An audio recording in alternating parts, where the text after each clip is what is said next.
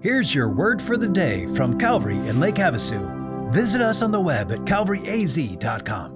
Hi Calvary, Amber here, and today we are looking at Mark 14 verses 37 and 38. And we are right in the middle of Jesus praying in the Garden of Gethsemane. And this is right before he is arrested and put on trial and beaten and crucified. And so right in the middle of him praying to the Father, he stops and he goes to his disciples that are with him, Peter, James, and John. And this is what he says, starting in verse 37. And he, Jesus, came to and found them sleeping. And he said to Peter, Simon, are you asleep? Could you not watch 1 hour? Watch and pray that you may not enter into temptation. The spirit indeed is willing, but the flesh is weak. See, we are all in a spiritual battle. Every single day, we are fighting a spiritual battle.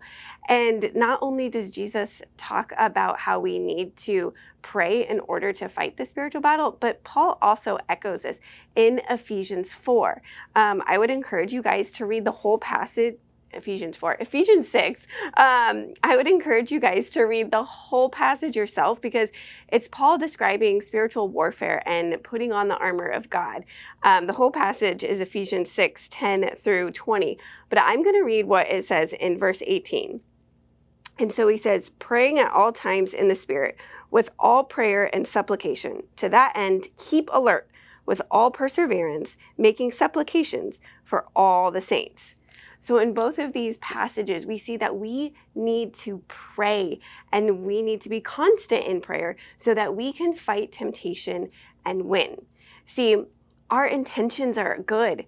We want to follow Jesus. We love Jesus. We want to do what he says, but our flesh is so weak because we're not constant in prayer. We give into our selfishness. We want that instant gratification. We indulge.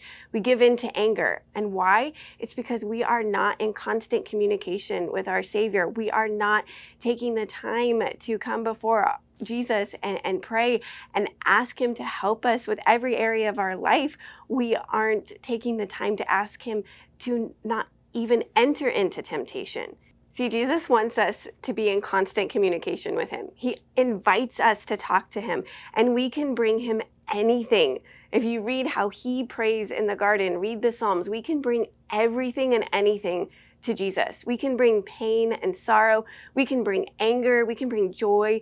We can bring the praise and gratitude to Jesus. See, we are in a constant spiritual battle, whether we are aware of it or not. But if we want to face the battle and win, we have to pray. So I hope and pray that today you choose to come to Jesus and be constant in prayer. Have a great day.